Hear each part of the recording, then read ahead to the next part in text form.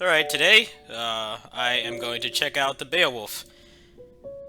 If you guys have watched my streams, you would know I had terrible luck getting the Beowulf. I basically re-rolled 2.5 times and did not get it.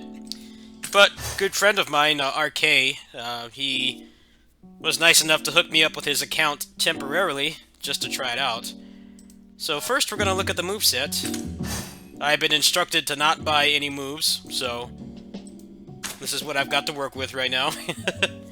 We're going to look at the whole moveset. It's got Volcano.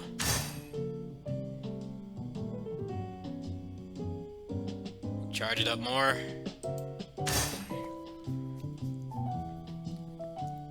You can see they've taken a lot of liberties with this. It's kind of a more fast-paced weapon than Beowulf has been in the past.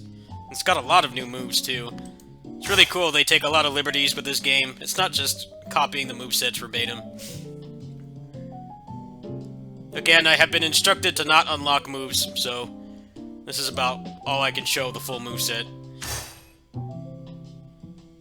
When the full game comes out, if I can manage to get the cash shop working as a foreigner, you can bet I'm gonna buy every move for this. You know how I am. I love my martial arts. Okay, so these are Balrog moves. Some of the few moves they recycled from Balrog. Most of it is actually original. It's nice how that knocks them up instead of away. Even some of the recycled moves from the earlier games, they've been repurposed. Like that one actually launches them, so you can combo off it.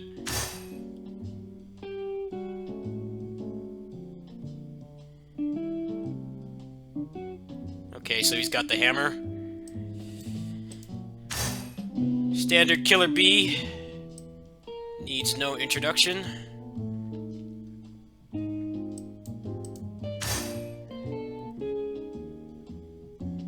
Okay, real impact. Beast uppercut and real impact.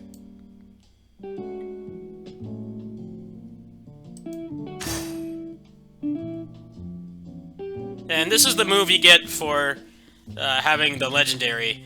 Legendaries in this game have unique properties. They also have unique moves, from what I understand. So, this is unlocked by default. You don't have to pay for this. So, I'm gonna hop in training mode and check this out.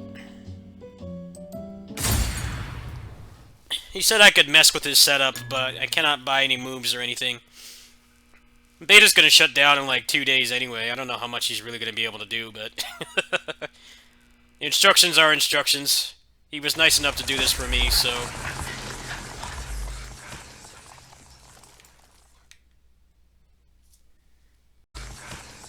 alright, sorry I had to cut out. The game just decided to eat my controls for some reason. One problem with running this on emulator is the native controller support does not work. I have two controllers. I have the Switch Pro controller, which BlueStacks does not pick up natively.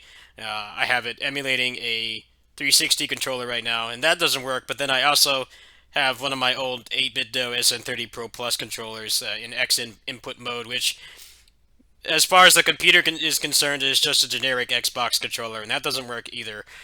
They did say that they're going to optimize things for emulator, but for now, you're going to have to use touchscreen remapping. So I got everything set up again. Just mess around a little bit.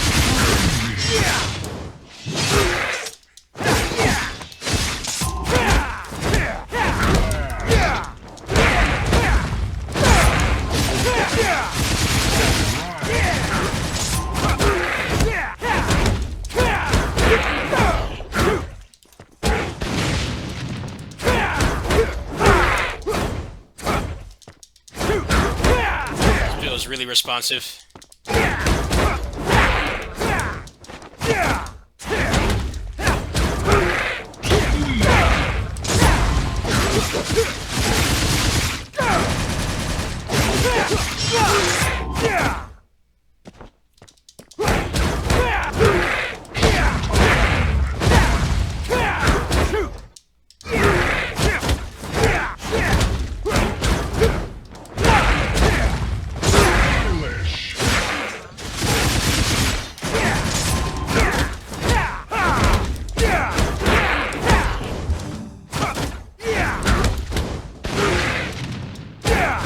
classic combo.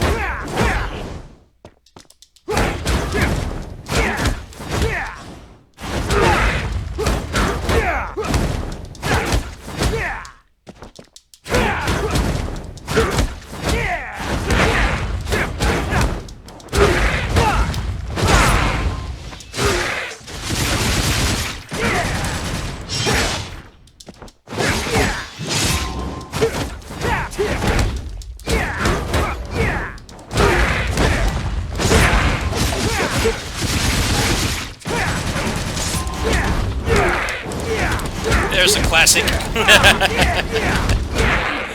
Beautiful. Like I said, he doesn't have many moves unlocked for the Beowulf, so it's not really a whole lot I can do with this, but I thought I'd show it. I know people watched me re-roll for Beowulf, and, you know, that ended up in failure. The beta is going to end in 2 days, so even if I did get it at this point, I would not have enough resources to really unlock many moves. They are going to be looking at the progression. I think they're going to make it cost less resources overall, so both red orbs and the blue books to get moves, and hopefully they will either expand the ways that people can use the cash shop as foreigners, or we'll find a way to use it regardless. And then because I wanted to tell people something, there's been a couple half misconceptions and half truths towards the monetization in this game. There are aspects of this game that have really bad monetization, but there's also things that are pretty good.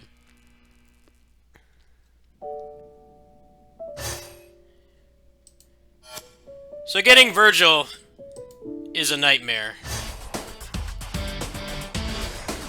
because you have these rocks, which are the pity, but someone said, I think on average it would cost like almost $500 US to get the pity, unless you got really lucky. That's something that they said that they're going to work on. They're going to work on paid content, so this aspect is pretty bad. All these other pity things are useless because you can't use them without the character. Also, getting a legendary does not unlock the character. It is not like, say, Tales of the Race.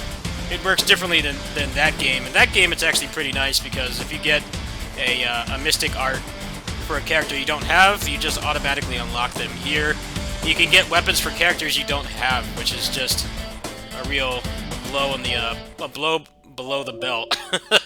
It's pretty awful. But they've been getting tons of complaints about it, so I'm sure it will be fixed in the next beta.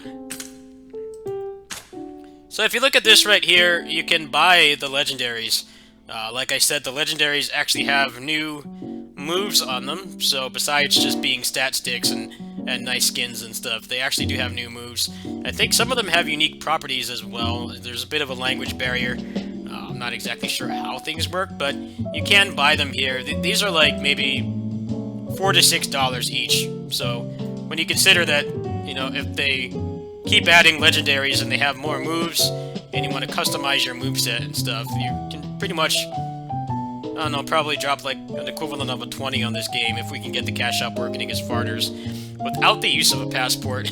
I think that's pretty good compared to other games like this where getting best in slot stuff is just a pure gamble. So they did say that they're going to look at the paid content and revise it, because people are honestly pretty frustrated that Virgil is really hard to get. I didn't get him at all during my rerolls, so I can't imagine how much it would cost if I actually was able to use the cash shop, and I tried to get him that way.